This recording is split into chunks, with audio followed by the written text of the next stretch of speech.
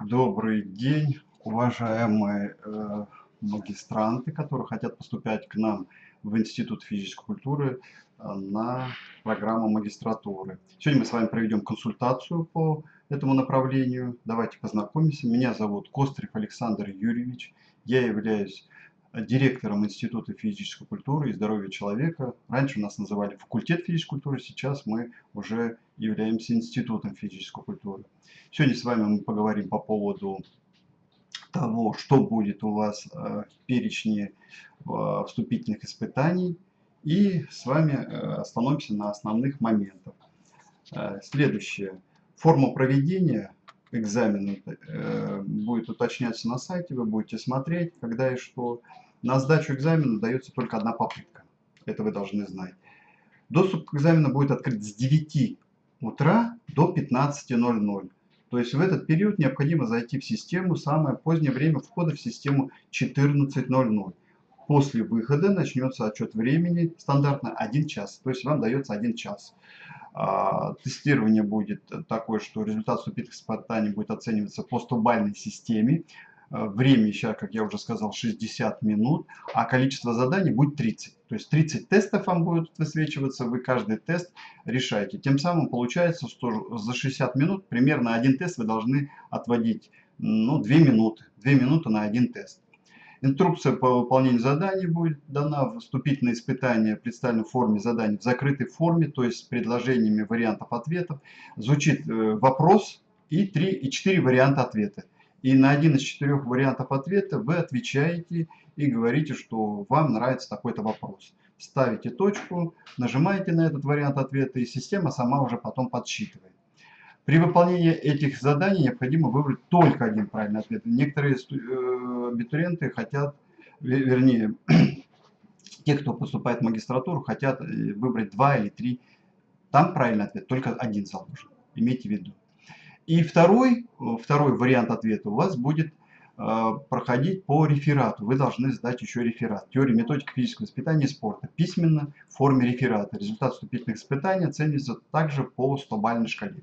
Сегодня мы с вами еще проведем консультацию по 2 направлениям. У нас 2 магистерских программы.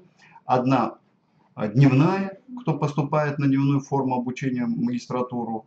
2 года у нас обучение идет. Это чисто по физической культуре и спорта. И заочная у нас, она объединенная вместе с безопасностью и жизнедеятельностью. То есть получается, что, так скажем, 2 в одном, и вы выходите с магистратуры и получаете 2 направления. Так же, как и физическую культуру, можете работать везде в разной области, но так же, как и безопасность жизнедеятельности, тоже можете работать в разных мероприятиях, и в МЧС, и куда бы только, где только наши выпускники не работают. Поэтому очень удобно, очень выгодно получить сразу 2 направления, причем магистерские направления. Вы можете работать и в министерствах, можете работать руководителями, начальниками. То есть магистратура дает очень полные знания и обширные знания именно в разных областях. Поэтому очень выгодно заканчивать магистратуру в этом направлении и понимать, что ты уже можешь работать в любом направлении. Хоть директором, хоть начальником, хоть завучем, хоть министром в разных направлениях, именно по нашей области.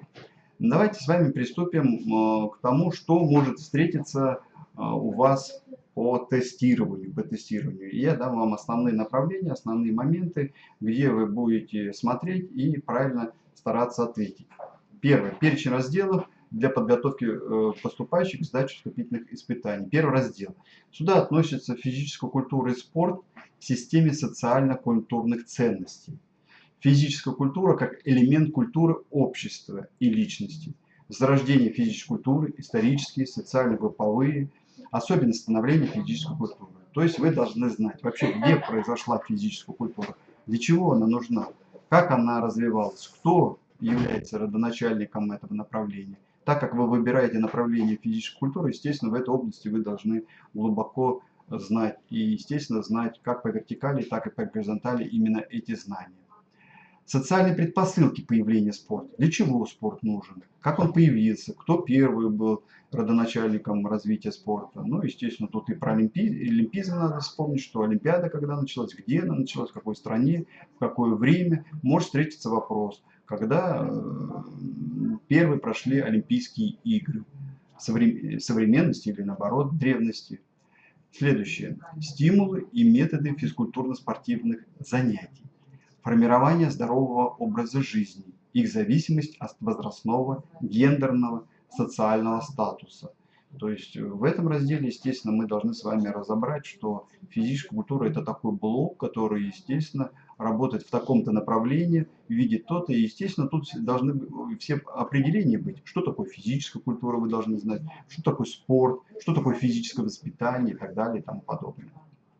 Вот это первый такой фундаментальный, так скажем, раздел, по которому вы показываете свои знания в области определений, в области физической культуры и спорта.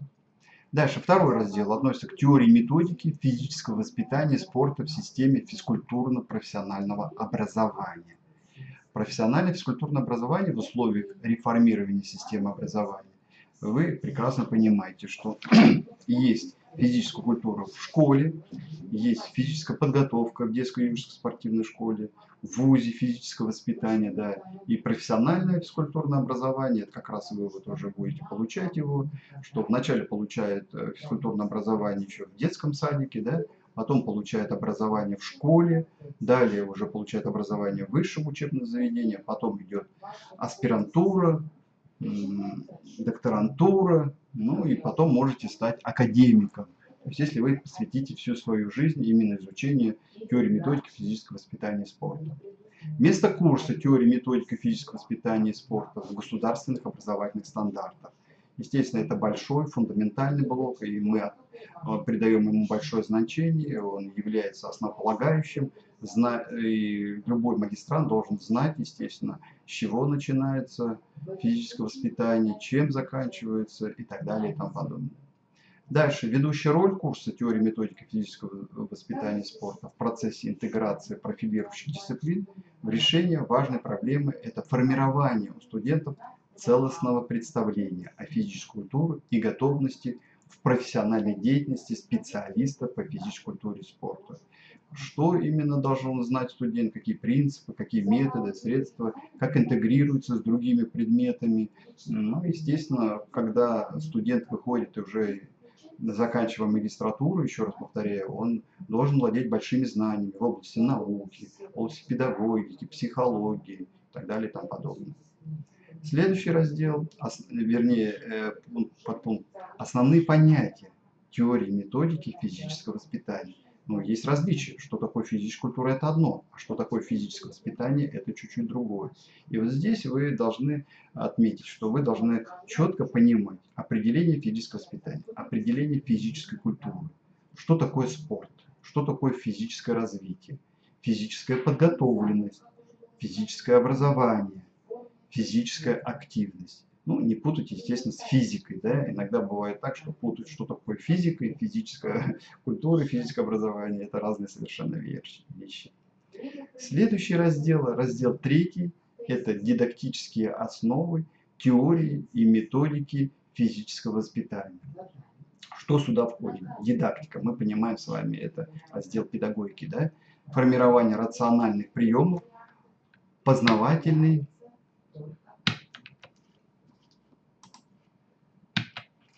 деятельности как главная задача обучения. Реализация принципов обучения в физическом воспитании.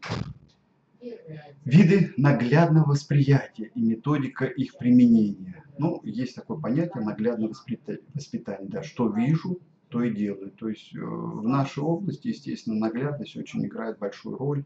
И мы прекрасно понимаем, что любой тренер, преподаватель, учитель должен наглядно уметь все воспроизводить. Далее, структура обучения как этап обучения отдельному двигательному действию.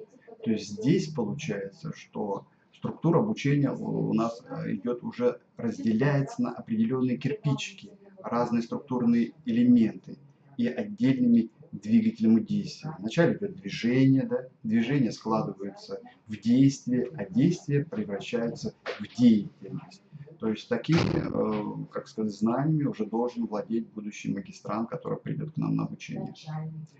Особенности обучения двигателям действия мы обучаем их трех категорий. Обычный человек. Это тот человек, который, ну, в принципе, не занимается ничем, но решил, что его организм требует физической нагрузки. И он может заниматься, и вы с ними можете заниматься, ну, допустим, в фитнес-клубе. Давайте этому человеку определенную физическую нагрузку на определенные группы мышц. Туловище, шея, руки, ноги и так далее и тому подобное. Причем эта нагрузка должна быть такая, чтобы ему было просто ее принять. И он не старается быть чемпионом каким-то, да. Обычный человек просто поддерживает свою физическую форму. Целый день он находится за компьютером, много читает, без движения находится. И вы должны ему такую нагрузку дать, чтобы он понимал, что эта нагрузка ему польза, это его оздоровление.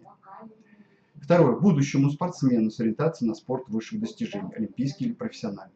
Здесь вы уже занимаетесь как тренер в детской спортивной школе. Здесь вы можете готовить уже будущего спортсмена к своей спортивной деятельности. Вы знать должны методики подготовки спортсменов разного возрастного группы, да, и какие определенности, и как строить тренировочный процесс. И третье. Будущего специалиста по физкультуре и спорту, преподавателя, тренера.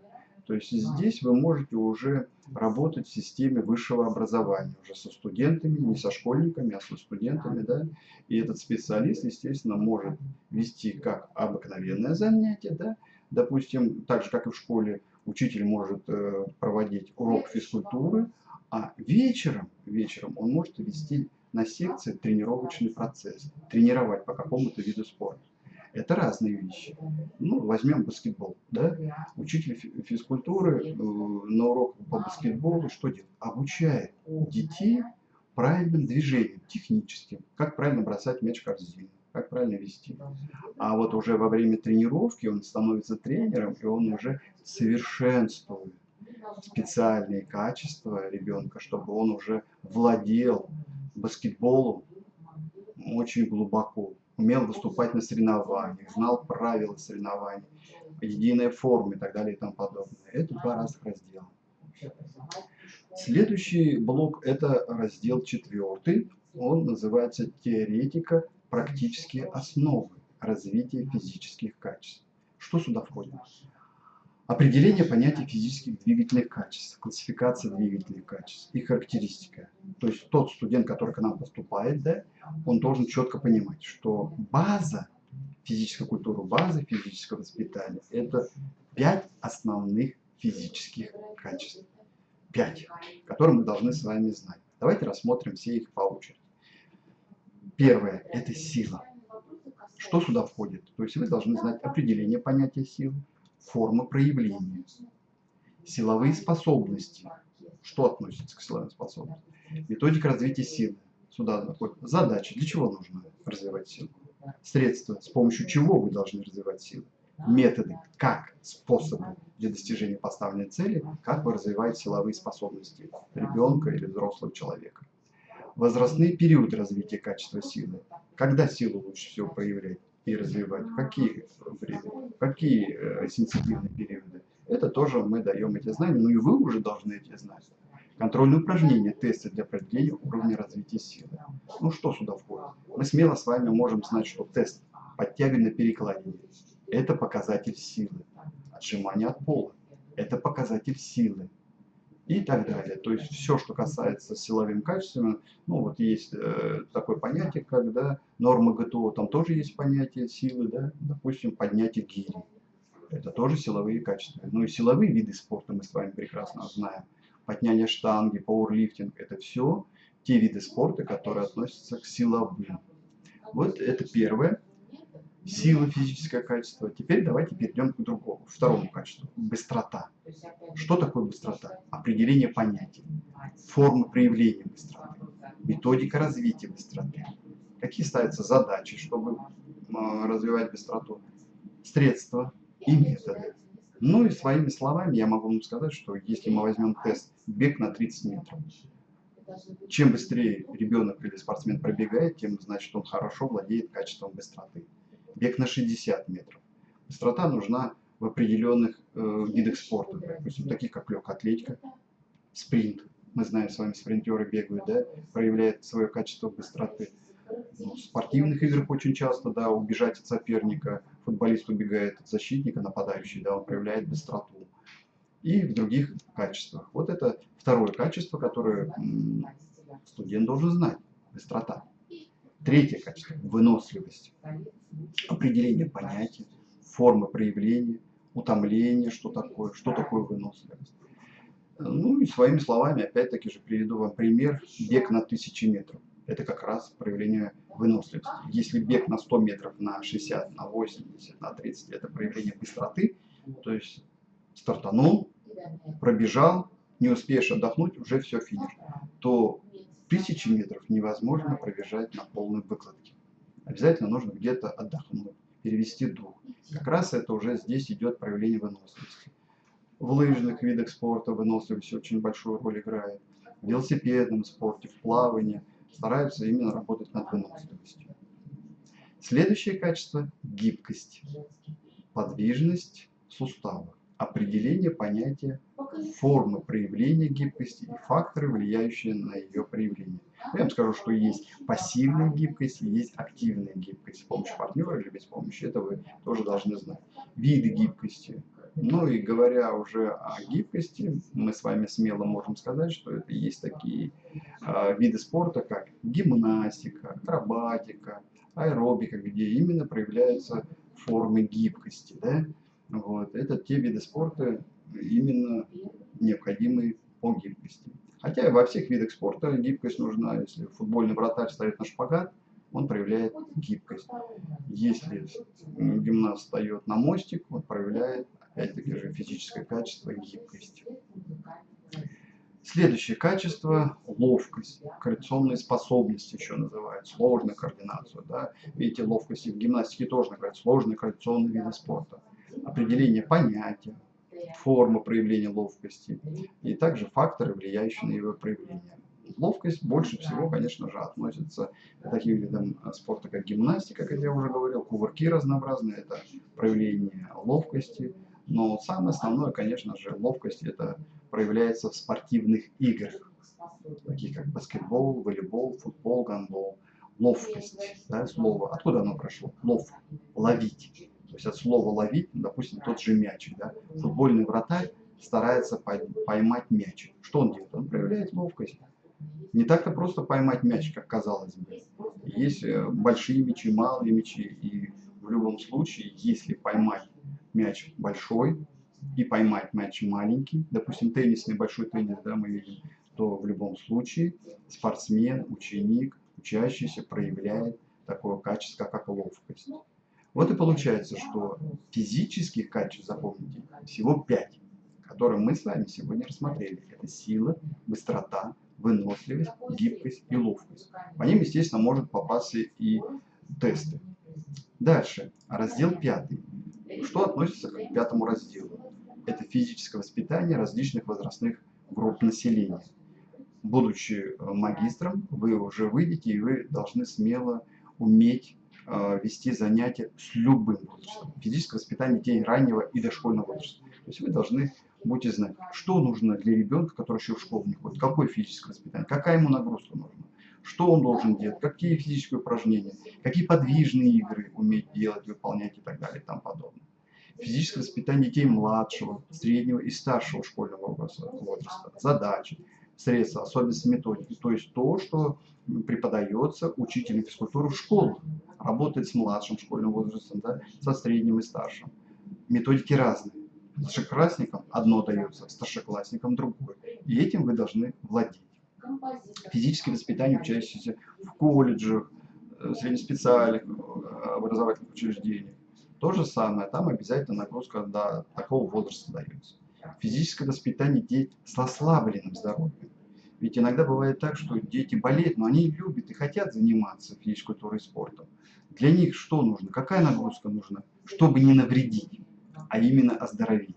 Вот в чем вопрос. И этим вы должны владеть. Физическое воспитание в школах-интернатах, детских домах.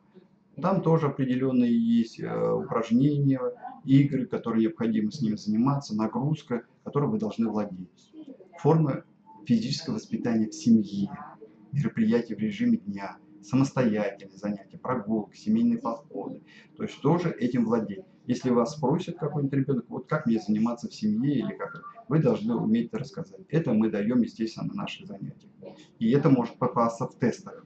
физическое воспитание студенческой молодежи, физическое воспитание именно в ВУЗе, если, да, то есть даже не будучи спортсменом, занимаются в других факультетах, кто-то на башфаке, на физмате, да, все равно должны владеть физическим воспитанием, и вы можете с ними работать. Профессиональная физическая подготовка. Здесь, конечно, уже это больше относится к детским спортивным школам. То есть, если вы будете уже работать тренером по определенному виду спорта, вы владеете профессиональной подготовкой, готовите будущего спортсмена к выступлению на крупных соревнованиях. Следующий раздел – формы, средства и методы оздоровительной физической культуры, оздоровления. Да? То есть мы знаем с вами, что из курса школьного, что самые три основных направления – это образование, это воспитание и это оздоровление. Самое-то главное в нашей жизни сейчас – это именно оздоровительное направление. Характеристика направлена оздоровительных физкультурно-спортивных занятий. Что сюда входит? Дальше. Методика оздоровительной физкультуры для здоровых людей. Составление индивидуальных программ. Контроль и коррекция оздоровительных воздействий. То есть вы можете корректировать какую-то нагрузку, которую даете, в зависимости от того, чем болеет даже ребенок, да? Или чем болеет человек. У кого-то сердечно-сосудистая система не в порядке, значит вы нагрузку даете определенную. У кого-то желудок болит, значит другая уже нагрузка. Кто-то является инвалидом по каким-то видам, там опорник или глухонемой, тоже другая нагрузка. Всем этим должен владеть, естественно, человек, который знает физическую культуру в совершенстве. Педагогический и врачебный контроль в системе оздоровительной физкультуры, потому что физическим упражнением можно навредить. И вот чтобы не навредить, а дать именно пользу, вот этим должен владеть будущий магистрант. Естественно, это попадется, может быть, в тестах, потому что тестов достаточно много, 2-3 варианта, какой попадет, я сам не знаю, поэтому в каких-то вопросах есть и врачебный контроль, что такое, в каких-то педагогический контроль и так далее и тому подобное. Вы должны знать. Седьмой заключительный раздел – это спорт в современном обществе, тенденция его развития. Спорт как исторически сложившаяся специфическая человеческая деятельность. Что сюда входит?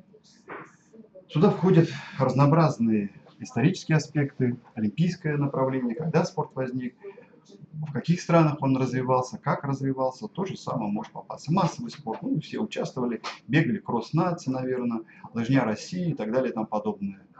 Детская и юношеская спортивная школа – это все, что связано с дюшишем. То есть вы планомерно подготавливаете свой организм или подготавливаете детей к выполнению каких-то определенных обязательств для выступления в соревнованиях. Профессиональный спорт. Ну, это когда уже постоянно тренировки идут с периодичностью, когда вы выезжаете на соревнования, у вас идет оплата, полностью все финансирование идет, и вы защищаете честь своей республики, честь своей страны и так далее и тому подобное. Системное представление подготовки спортсменов. То есть, чтобы подготовить спортсмена, естественно, нужно знать систему. С чего начинать тренировочный процесс, чем продолжать и чем заканчивать. Спортивная ориентация, отбор. Нужно уметь отобрать самых лучших, самых сильных спортсменов, которые у вас есть. Правильно подобрать. Если это спортивные игры, значит стартовый состав, кто попадает, кто не попадает. Следующее содержание – планирование или программирование. Как планировать процесс? С чего начинать? Вы можете за 1-2 дня угробить ребенка, дать ему большую дозу нагрузки, он приходит, бегает, как не знаю что, встает, и потом ничего не может уже дальше выполнять. Поэтому тренер в области физкультуры и спорта должен знать тонкости вот этой подготовки. Комплексный контроль, как служба периодического или непрерывного сравнения фактически полученных результатов с намеченными планами и последующая корректировка процесса подготовки спортсменов и самих планов. Вот это самые основные направления, которые мы с вами должны разобрать. 7 разделов, которые вы должны знать для дневного обучения магистратуры. Кроме того, как я уже говорил, что для заочников добавляется курс безопасности жизнедеятельности. Да? У нас так и называется направление – физкультура и безопасность жизнедеятельности. Поэтому 2 раздела, которые сейчас я вам прочитаю, это только для заочников. Здесь входят такие разделы, как безопасность жизнедеятельности, теоретические основы БЖД, опасные и чрезвычайные ситуации природного характера. Что сюда природного характера вы должны знать? Опасные и чрезвычайные ситуации техногенного характера. То есть что связано, допустим, уже с какими-то неприродными вещами, да, а то, что человек сам сделал и случайно получил какую-то, ну, допустим, разлили нефть. Раздел 9. Первая помощь при неотложных состояниях. Последовательность мероприятий по оказанию первой помощи на местах, на месте происшествия.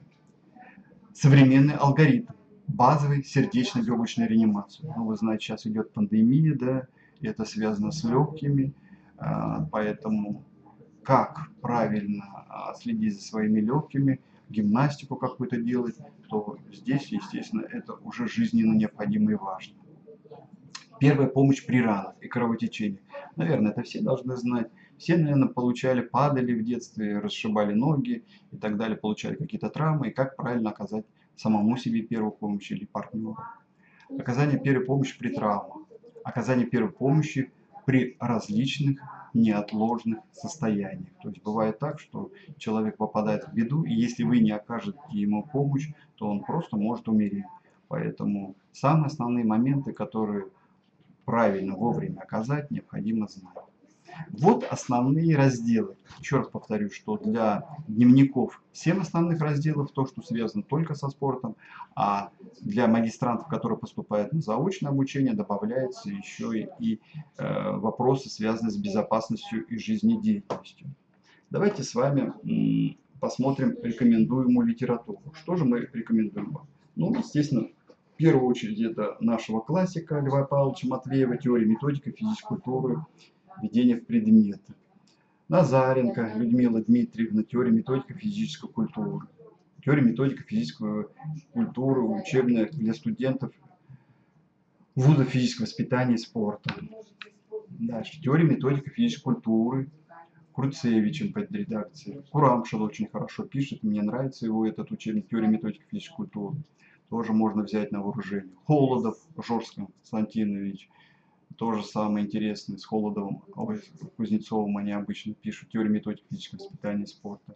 Кроме того, есть дополнительная литература, вот на экране представлена Глазырина, Фурманов, физкультура «Основы знаний», физкультура «Учебник для образовательных учреждений» под общей редакцией Паршиковой, физкультура 11 класса, учебник для образовательных учреждений. Ну и тут еще вот Холодов, да. Дальше.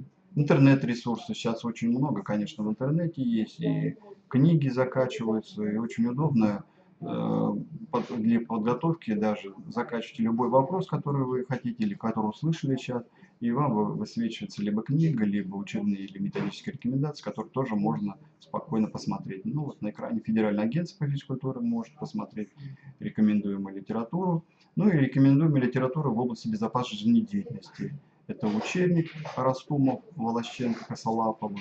Это Никифоров, безопасность жизнедеятельности. Белов, первая медицинская помощь, учебное пособие. Вся литература, в принципе, уже современная, которая основывается. Горбаткова Елена Юрьевна, это наш преподаватель, основы медицинских знаний. Рубанович, основы медицинских знаний и здорового образа жизни. Щанкин, курс лекций по основам медицинских знаний, здорового образа жизни, учебно-методическое пособие. Ну и в заключение давайте с вами остановимся на примерных вопросах, которые могут попасться. Это, допустим, примерные тестовые задания. К специфическим принципам физического воспитания относятся. Вопрос, да? И вариант ответа. Принцип всестороннего развития личности, принцип наглядности, принцип связи с трудовой и военной деятельностью, принцип системного чередования нагрузок и отдыха. Или, допустим, такой вопрос может попасться.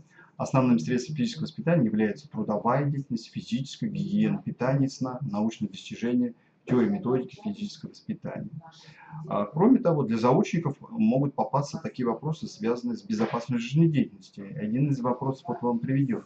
Основные природные явления или процессы таких масштабов, которые вызывают катастрофические ситуации, характеризующие внезапным нарушением жизнедеятельности населения, разрушением и уничтожением материальных ценностей, поражением и гибелью людей и животных, называется.